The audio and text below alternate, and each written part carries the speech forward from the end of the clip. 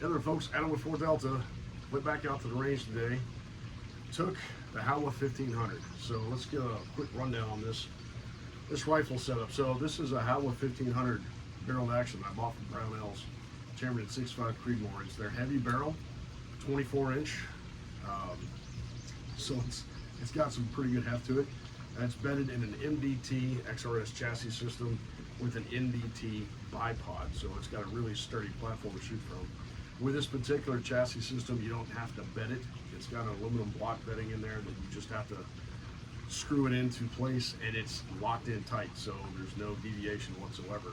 And then you don't have to mess with epoxies and resins and all the mess of bedding it. It's already taken out of the equation for you. All you have to do is screw it in, and it's locked in tight. This particular system is modular. That's why it's named Modular Design Technology. So you can adjust the length of pull by putting spacers in the buttstock. The cheek riser can be adjusted where you like it. They also have additional pieces where you can set up on the buttstock and screw that down to a height that you like. Not a big fan of the NDT magazine that I bought for these, for this particular rifle. I had the polymer windowed ones. I had a couple of the metal ones, but for whatever reason, they just didn't like this rifle. So I went and got a Min2 and Magpul AICS magazines, and both of those have a nice, really snug fit here. So there's no problem whatsoever getting those to snap in place and hold in place. Love that. On this particular rifle, I've got a 20 MOA loophole backcountry Picatinny mount with loophole rings and a Vortex Diamondback tactical scope. So this one's got the 6-24 magnification power, super clear, second focal plane, and it's got the Christmas tree reticle. So it's set up for MOA.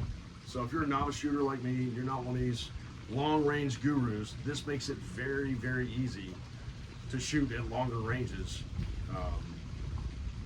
If you're not comfortable shooting at 300, 400, 500 yards, this makes that a lot easier. And with 6.5 Creedmoor, that particular caliber, you can really reach out and touch someone. You can see a pretty good ways with it, and if you can see it, you can hit it with this rifle.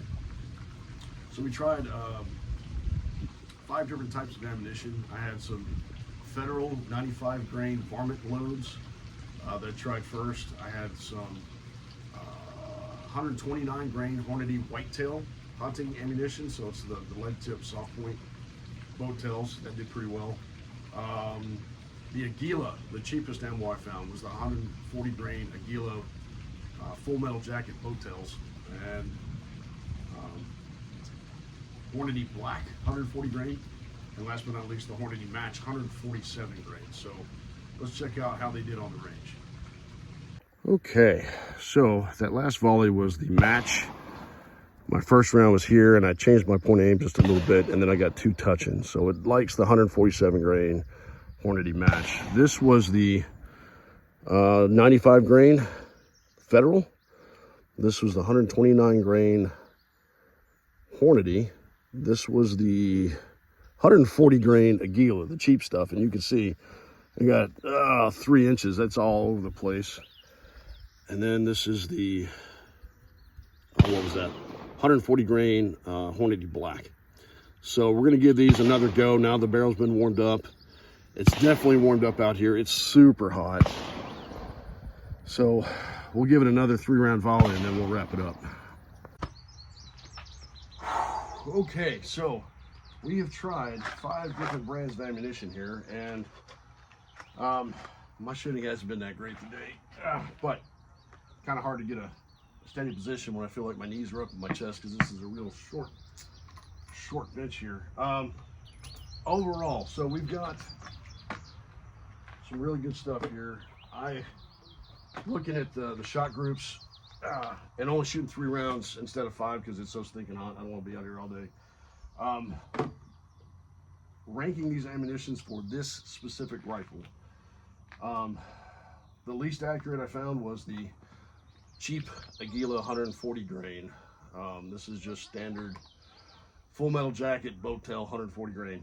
Cheap. This was like $16 a box, $17 a box for a box of 20 rounds. So less than $1 a round, but not very accurate out of this specific rifle.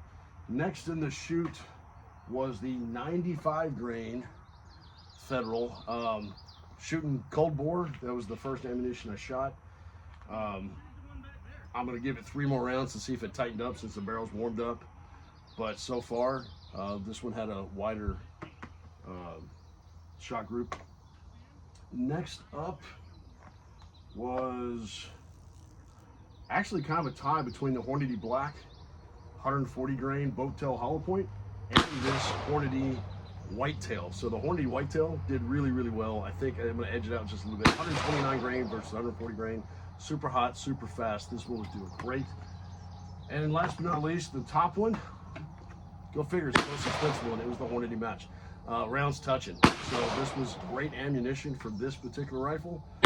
This is a heavy barrel, 6.5 Creedmoor, 124 inch. So it definitely liked this one the best. I'm going to shoot, just to be fair, the 95 grain again, since I've kind of gotten the barrel warmed up, and see if I can get a better shot group out of it. But I think I can honestly say this was the best for the range. Now, I would also say that this American Whitetail 129 grain interlock did exceptionally well after the barrel had warmed up just a little bit. This was really, really good stuff. So if I was hunting, yeah, I would easily use this. I've hunted with this rifle before, and it did the job. This great.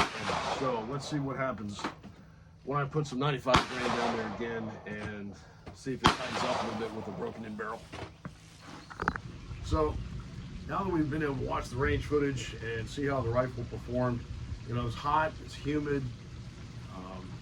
I had to go back and give the 95 grain Federal varmint a second chance after the barrel had been warmed up. And honestly, this big heavy profile, the barrel really doesn't get that hot, so you don't have to wait as long in between shots if you want to try to keep it super tight.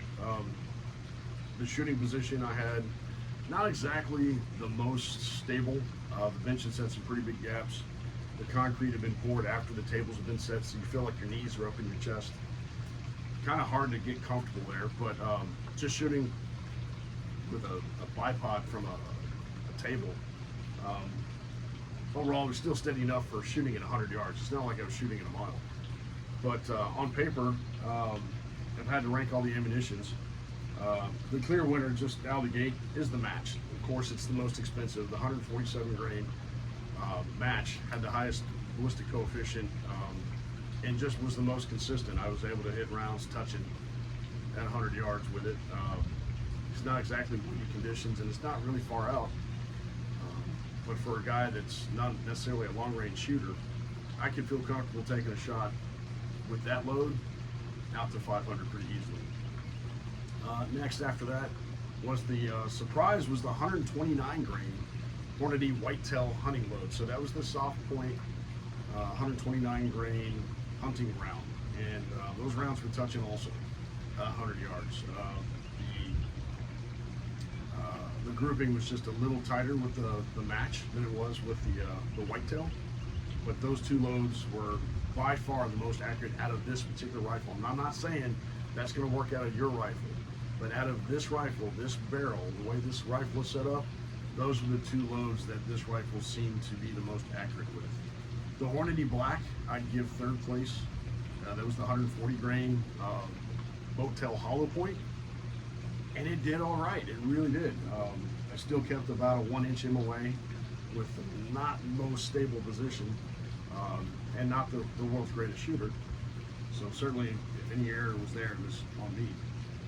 But that did pretty well. The Federal 95 grain varmint load, it's just really light, really light. This barrel didn't like that light load as much.